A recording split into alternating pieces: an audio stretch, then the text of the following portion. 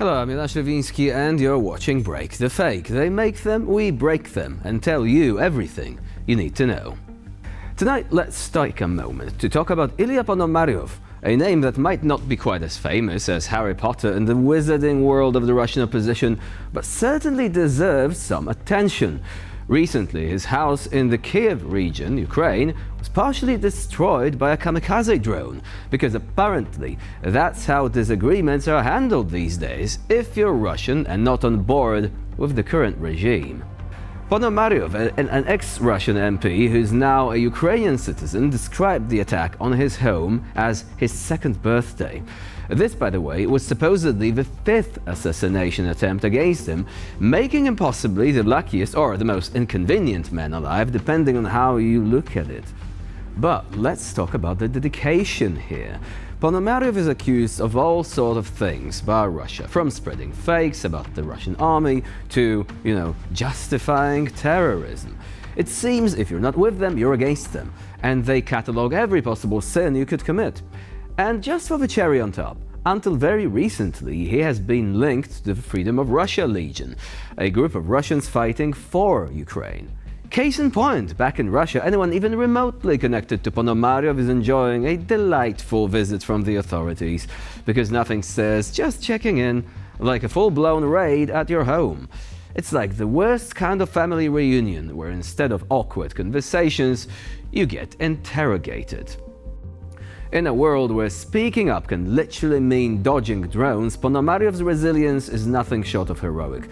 And while Putin and his propaganda pals continue to paint a picture of unity and strength, it's people like Ponomaryov who remind us of the cracks in that facade. Now, let's dive into the latest chapter of What the Hell Russia, starring everyone's least favorite guests at the geopolitical dinner party, Russian propagandists. Now, these folks have come out with a statement that's basically a masterclass in escalation.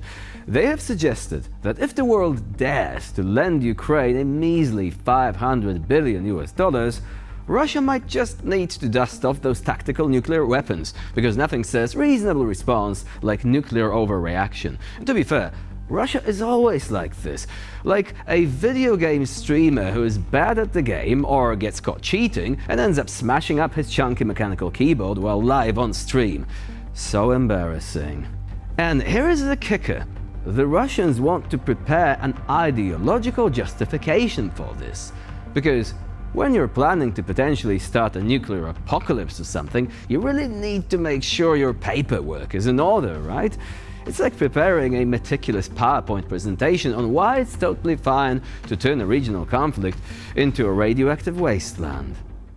Сразу хочу сказать, еще раз подчеркнуть, мы не являемся апологетами ядерной войны. Но любое оружие, любое ружье, которое висит на стене, в той или иной ситуации может выстрелить. И мы должны быть готовы в практическом плане, в политическом плане, в моральном и идеологическом плане к тому, что если вдруг будет признано целесообразным с военной и политической точки зрения использовать тактическое ядерное оружие, мы должны его использовать. А такие случаи могут возникнуть. Вот посмотрите, бывший директор ЦРУ и госсекретарь США Майк Помпео заявил о том, что Трамп в случае прихода к власти готов открыть ленд-лиз для Украины на сумму $500 миллиардов. Колоссальные деньги. И самое главное, несмотря на то, что Помпео, конечно, сейчас работает как украинский лоббист, и очевидно, кстати говоря, учитывая, что нашу программу смотрят в США, директору ФБР хотел бы послать месседж. Поставьте Помпео под колпак, чьи идеи он озвучивает, и кто его стимулирует к столь настойчивой и яростной поддержке Украины по накачке ее американскими деньгами уже в варианте ленд-лиза. Это будет полезно для внутренней безопасности США. Так вот, если вдруг такой ленд-лиз откроется, и у нас может возникнуть необходимость к практическому задействованию тактического ядерного оружия для поражения тех или иных военных целей. И здесь важно готовить и идеологическое обоснование этого процесса. At this point, you've got to wonder if their motto is, why bring a knife to a gunfight when you can bring a nuke? Okay, before we rush off to the local store to buy a year's supply of water and canned meat and prepare for reenacting the Fallout games in real life, remember that Russia also has a long tradition of not following on its threats, at all. Now, let's take a whirlwind tour through the latest escapades in Russia's political theater, whereas Waldo meets governmental operations. It seems Vladimir Kara-Murza, along with other political prisoners, has been spirited away faster than characters from a J.K. Rowling novel, leaving everyone guessing where they might pop up next. Now, first off, in a turn of events but not really that surprising, Vladimir Kara-Murza has apparently vanished, pulled a Houdini, if you will, from his prison cell. His attorney, channeling a mix of Sherlock Holmes and a very frustrated parent, has been denied access not once but twice.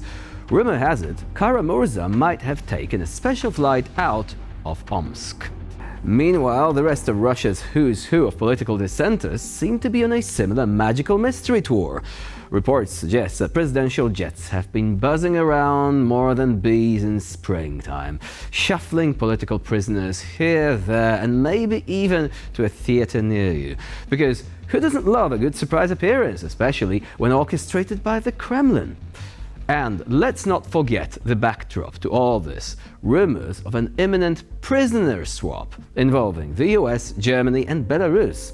It's like international speed dating, but with higher stakes and more geopolitics. And just when you think it can't get any more like a spy novel, there is talk of swapping a German citizen on death row in Belarus for an FSB agent jailed in Germany. Because who doesn't love a good old-fashioned spy for a spy trade? So, as we ponder the fate of these political chess pieces, let us spare a thought for their families and lawyers navigating a landscape where transparency is less visible than Putin's retirement plan. And to the Russian government, a big shout-out for keeping the spirit of Cold War thrillers alive and well. Never thought The Bridge of Spies was going to have a sequel. Now, let's check in on Russia's latest tech saga. Yes, it's the YouTube drama, Russian style. So, YouTube is reportedly down across most of the country, and not because the servers got a visit from Fancy Bear or some other Russian hacker collective, but because, as one propagandist dramatically declared, YouTube is kaput because it deserves it.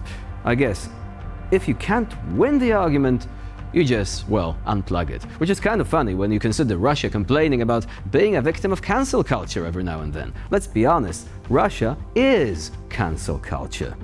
And here is Chechen leader Ramzan Kadyrov weighing in with his usual charm. He's upset because YouTube doesn't respect Russia, mainly due to it blocking Russian channels. His solution? Well, block it all, block YouTube, and while we're at it, well, not all American websites. So yeah, you rage quit the game after losing out to the pros, and before you do, you accuse everyone of running an aimbot. Classy. Надо не замедлять, надо сегодня закрыть к чертовой матери, еще, и легче будет нам. Рамзан Ахматович, можно еще раз спрошу?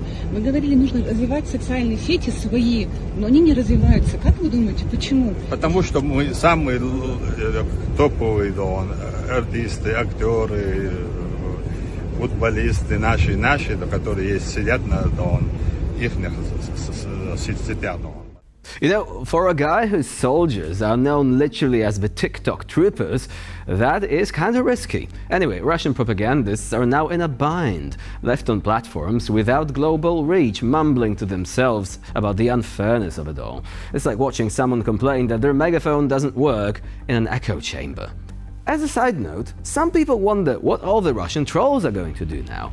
Making a mess out of the YouTube comments section was their day job, judging by the constant stream of nonsense and obscenities under certain videos. Guess they will end up posing as Americans and trying to do some election interference because, you know, the fact that some Western stuff is banned in Russia doesn't mean a select few can't enjoy it anymore. So expect more warm waterport Texans in your feed. And if you thought the YouTube comments section will be a better place now, think again. And with this, we end this episode of Break the Fake. Please stay with us here on TVP World. I'm Jonasz Rewiński. Bye for now.